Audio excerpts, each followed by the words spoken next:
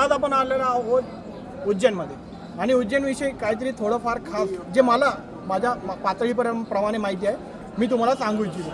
प्रथम उज्जैनचा भूगोल आपणास माहीत असेल किंवा नसेल, पण उज्जैन ॲज अ कन्सिडर जे आपण प्राईम मेरिडियन लाईनमध्ये कन्सिडर करतो, जी ग्रीनविच मेरिडियन लाईन आहे, जी UK मधून जाते, एक इमॅजिनरी लाईन आहे, ती खूप वर्षापूर्वी म्हणजे इसवी सन पूर्व ती मध्य प्रदेशमधील उज्जैनमधून जायची.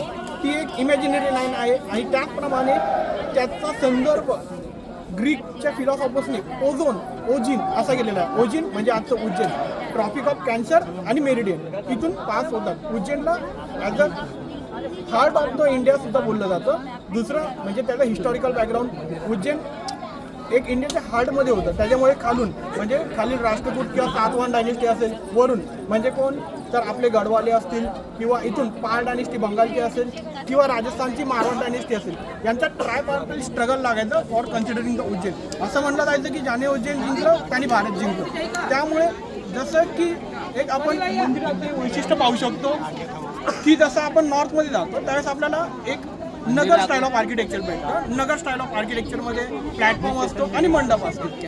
त्याचप्रमाणे आपण ज्या साऊथमध्ये जातो त्यातलं एक पद्मनाभन मंदिर, ते द्रविड स्टाईल ऑफ आर्किटेक्चर म्हणजे पूर्ण उभं आर्किटेक्चर. पण जसं आपण उज्जैनमध्ये येतो जे की द्रविड प्लस नगर असं दोघांचं मिक्सचर कन्सिडर केलं जातं, तिथे आपल्याला एक mixture form of the architecture भेटलं जातं आणि यासाठी उज्जैन फेमस आहे. उज्जैनला खूप वेळ म्हणजे चंद्रगुप्त मौर्य यांनी इथे व्हिजिट दिलेली आहे. त्याचप्रमाणे त्याचा नातू म्हणजे अशोकला अशोक स्वतःला देवम प्रियदर्शिनी म्हणायचं आणि त्याच्या मुलीचं किंवा त्याच्या कोणत्या तरी नातेवाईकाचं नाव असू शकतं अवंती, त्याच्यामुळे त्यांना उज्जैनला अवंतिका असे नाव देण्यात आलेले आहे.